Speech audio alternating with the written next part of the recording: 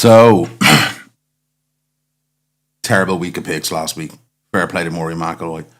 He got the job done. Career Grand Slam. Everything in the bag. Welcome along to the forecast. Niall McGrath. Unbelievable weekend of golf. I think we knew that was going to be in store. It was absolutely scintillating from start to finish. Unbelievable stuff from the Northern Irishman. The County Down man completed the career Grand Slam. Got that monkey off his back.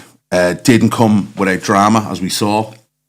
Incredible final round. It looked as though at one stage he didn't want to win it, but he soldiered on and got the job done. So credit when credit's due. Unbelievable performance from Rory McIlroy. I'm sure there's a few guys kicking themselves this week. Patrick Reed, that 3-putt was just shocking, really. He could have easily been in that playoff. I think Justin Rose, he did say, we have the video up here from yesterday, from the RBC Heritage, which is actually underway now at the moment, that he is going to be tormented by what might have been. But he did miss a few putts, to be fair, but really, really good performance from him. And you got to feel sorry for him to a certain extent as well. That's 2 playoff defeats in the Masters for Justin Rose. But just phenomenal stuff again from Mr. McIlroy. Really interesting after as well. It was what Bryson DeChambeau was saying. Bryson had a great week, played really well. Another guy I didn't think could go too well around Augusta, but he proved us all wrong. And interesting that, he said they weren't talking at all. Rory wouldn't speak to him during the round, but that's pretty commonplace. I don't know why Bryson would bring that up, but something I just want to touch on there from that. Paul McGinley got a bit of grief for saying Rory McIlroy isn't everyone's cup of tea, and I don't really understand why Paul had to come out and apologise on his social media for saying that, because it's true. Rory McIlroy isn't everyone's cup of tea. I'm not everyone's cup of tea. Paul McGinley's probably not everyone's cup of tea. I really happen to like Paul. I think he's a great analyst, but Rory especially, he's been so controversial. Some of the things he's said and done over the years, the live flip flopping. He's totally changed his mind. He was one of most outspoken critics. Now he's definitely cooled the Jets in terms of live, and you've other people, Charlie Hoffman even this season in terms of the PGA Tour scheduling, went back and forth with Rory McIlroy. So that's life. Everyone is not going to be everyone's cup of tea, and I don't understand why Paul McGinley has come out and apologised for that. After he was referring obviously to what Bryson had said after, in terms of Rory didn't talk to me, whatever. That's just life. Just get on with it. Unbelievable, these guys calling out Paul McGinley for that. I thought it was absolutely pathetic, in my opinion. The usual mob where, you can't really say anything anymore. So absolutely nonsense, in my opinion, to be giving Paul McGinley grief for that. There's other people we can talk about that Rory hasn't got on with over the years. It's not here nor there. It doesn't really matter. Fair play to Rory McIlroy. He's done the career Grand Slam. Where it goes from now, probably onto the PGA Championship. I do think he'll be in the mix for that. I heard Porter Carrington say, he could be off the races now in terms of 9, whatever more majors. I don't know if I buy into that, to be honest with you, either, because there's a number of ways you can look at this.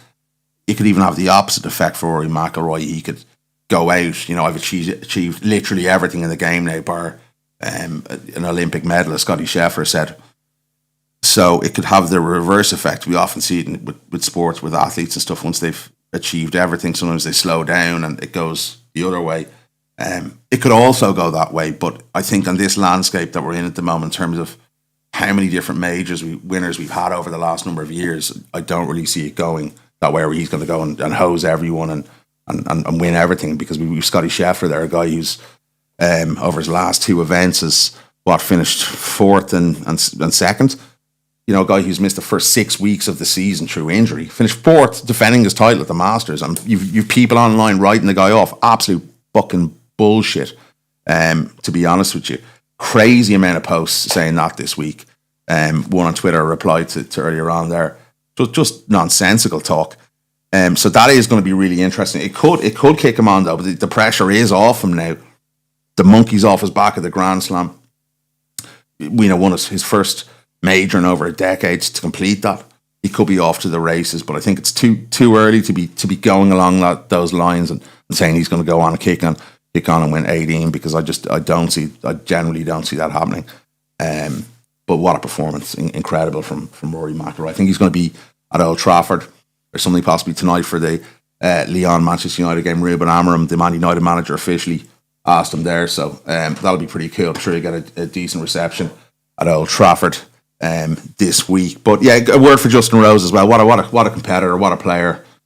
He's so gracious in defeat. Must be very frustrating for him. A number of times he's finished second place, bridesmaid.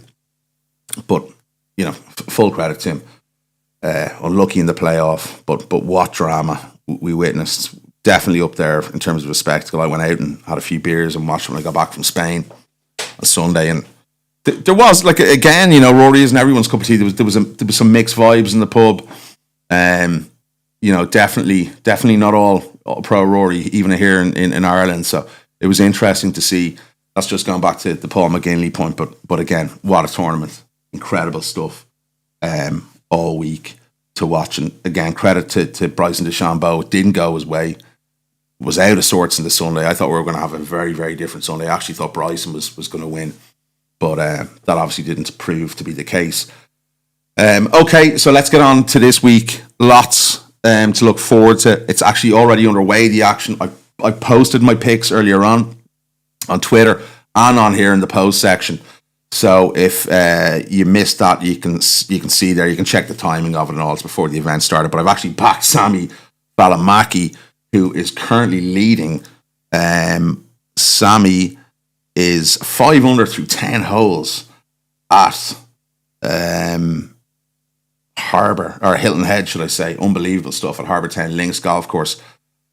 Unbelievable start from Sami Välimäki. And I'll start in Sami. The reason one of my picks this week, I think if you look at Sami, coming from the European Tour, this is his rookie season here. He's been started off a little bit slow, as you do, getting your wits about you on the tour. But you look at his last two events. He's finished fourth at the Houston Open, and the Valero, Texas, he was 12th. In a few other events as well, he was up there first couple of rounds. He does tend to come out hot because he seems to go for everything. He's a lot like Rory McIlroy in the sense that he'll attack greens, he'll attack pins, and if he sits back and tries to play defensively, the opposite will happen. He can't be cautious on a golf course if he's to go forward. He has to sort of go at everything, and that's why he started well this week. He's a little bit iffy off the tee, but really, really solid iron player. And he can drop putts from in and about as well. He's one of those guys.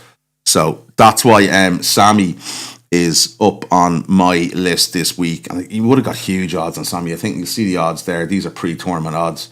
I think around about the 150 to 1 mark. He's played some really, really good golf this season. And I reckon that's going to continue this week. I'm interested. It is interesting to see the scores go as low as they are so early on. It might be the setup of the course. It is a very, very tight track. It's a total 180 from what you would get at Augusta National. Augusta National is obviously long, slopey, wide. This is much smaller track, a much tighter track, and it does suit the precision players on the tour. The likes of Colin Morikawa, you can't get more of a precision player than him. I think he's top of a load of the stats this season, from driving in terms of irons, wedge play, putting, everything. Really, really good. Morikawa's, the Cantlays, the Schefflers, the Schauffele, another one who ran under the radar last week after an injury and came, had a good finish. I think, where did he actually finish again? Let's have a quick look to see where he finished. Where did he finish, Schauffele? Tied 8th, coming back from a rib injury, and he played that fucking well. Pretty incredible from him. I think he's only, 2 or 3 tournaments back in, and to go out there and play like that. Word for Ludwig Aberg as well. He'd be really disappointed with the way he finished there. But, he's so many years ahead of him at Augusta National that he's going to be a contender in the years to come. Okay, another one we'll look at, Justin Thomas this week. Again, not a great week last week. I think the caddy thing sort of knocked him around, but another one who, maybe a little bit off the tee. He's a little bit erratic this season. There was a lot of sort of misses in recent weeks with the tee. If you could just get away from the driver here, and it's one of those courses where you actually you can play irons, and if he can keep the ball in the fairway off the tee, he's one of the top guys in the world. We know how good his irons are. He finished second at the Valspar Championship just a couple of weeks ago. He dropped 3 shots in the last 4, and a couple of them were with wayward drives. And I think 18th was a crazy shot.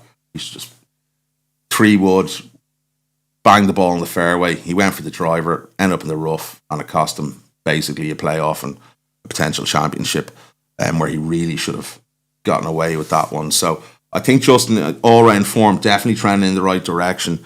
You look at some of the finishes there this season: tied 6th, tied 9th, tied 36, tied 33rd, then 2nd, and then 36 last week. So trending in the right direction. Has a decent record around here. I think his best is tied 5th, but he's been such a different golfer in the last couple of years.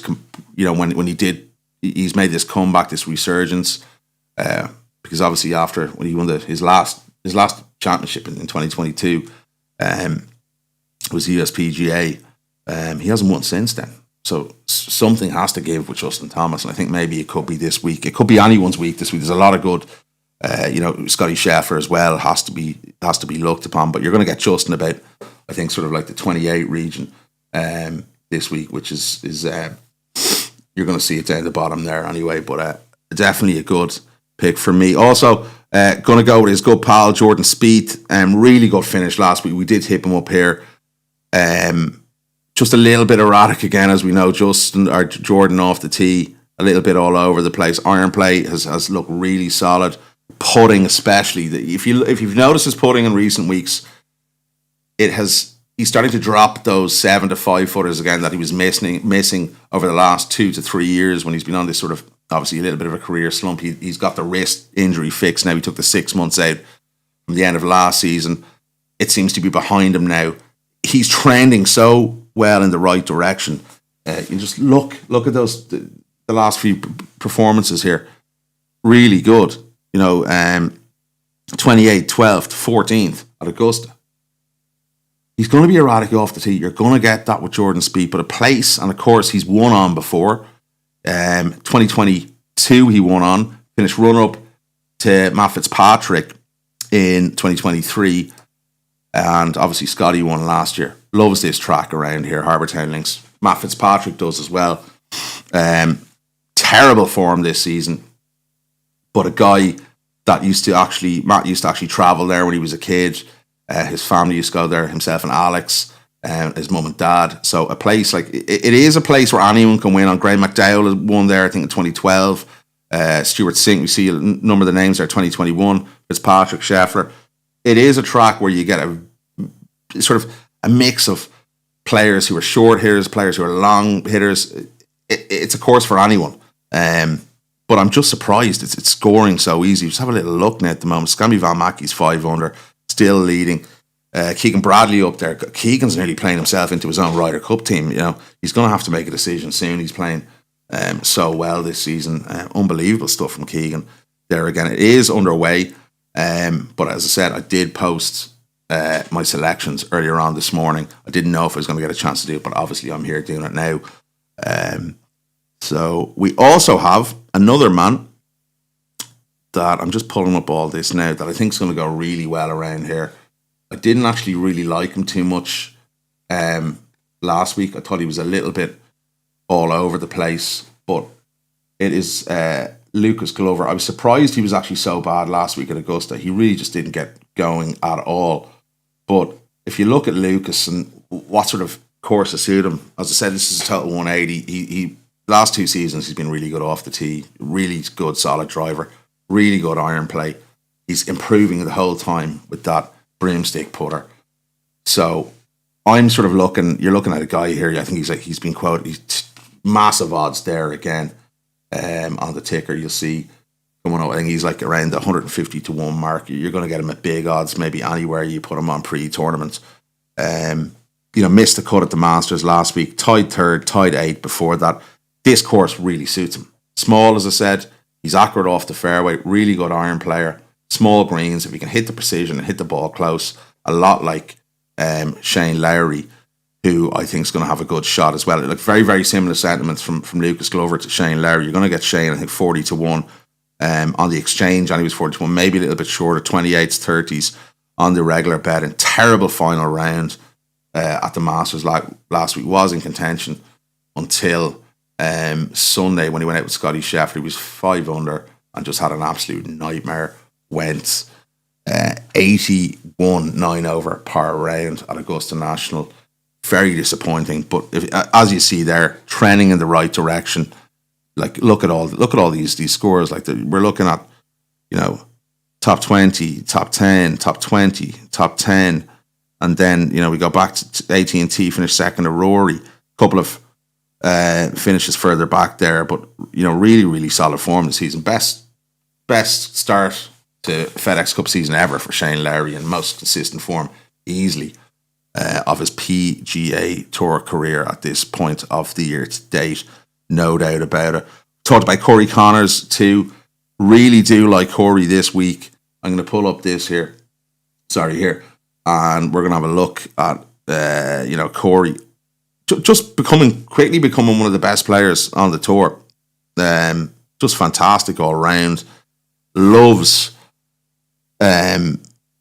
Just loves to be in the mix most weeks this year. Solid putter, green numbers everywhere, all across his game. He's actually gained shots every week over, I think it's the last 5 events this season, in terms of his driving, his putting. It's just, they're on point. His stats are right up there with the very, very best. Easily playing the best golf of his career. You'll get him, I think, about 20-1. But someone I'm really, really hot on this week is Corey Connors as well. But there is, this golf course is a course, again, as I said, suited for a lot of the other players here. Sorry, I'm just pulling up something there. I'm just talking shite there. But I do like my picks this week. I'm very confident with a few of them. Sammy Valmaki, of course. Scottie Scheffler, Corey Connors. Sorry, didn't back Scotty. I didn't back Gary Woodland either. Gary's actually one to look out for if you want some bigger odds. Didn't play last week. Finished second at the Valspar. This is a course maybe similar to the Valspar. In terms of good lot, tighter. Gary's a massive hitter, but you don't have to be a big hitter around here. And Gary's it's been such a good story just to see Gary back in there. So maybe look out for him if you want some a little bit longer back. But that's who I've gone with this week. Sammy Valmaki, Corey Connors, Justin Thomas, Shane Lowry, Jordan Spieth, and Lucas Glover. So really interesting. We need to bounce back. Look at Sammy. He's just gone and got another birdie, as we say here. Boom. Big odds as well on Sammy. That is some start to the round from the finish, man. This kid is exciting. I really hope he kicks on this year. It'll be really, really cool to watch. He's dropped a shot. Okay, you're killing me here. What have they done? What have PGAtour.com done? They always do this, don't they?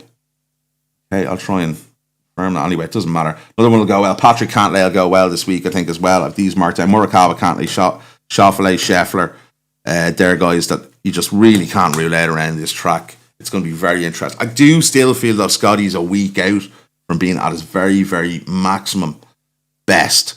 2 weeks out. He's still a little bit off with the ball striking, but it's going to be fun to watch, and he could easily go and win here well this week.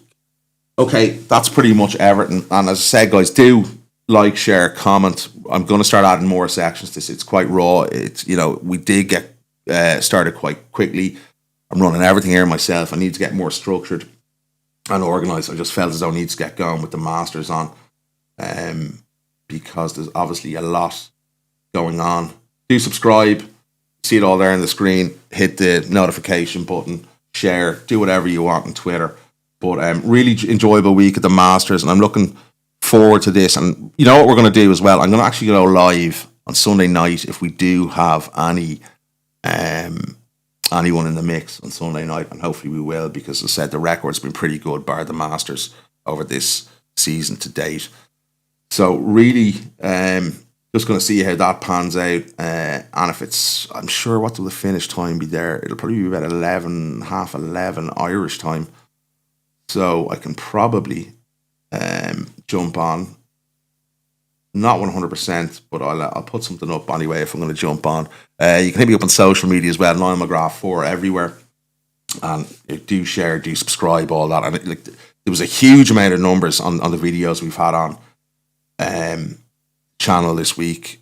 The ones I'm putting up from the PGA Tour.com. It does take a lot of time and effort to get them up. So would appreciate subscribers so we can get up to 1,000. And if you listen, first and foremost, if you're getting any sort of use out of this channel, do subscribe. That would be that's first and foremost. But yeah, it'd be great to get up to that sort of mark with the channel. Okay, so might be back on Sunday. We'll let you know. We'll see how our guys are going here. Have the bets on social media up. The round is already underway. Sammy's leading, so let's hopefully that continues throughout the weekend and that a few of our other guys go well. Okay, so from Niall, it's good luck and good night. 4.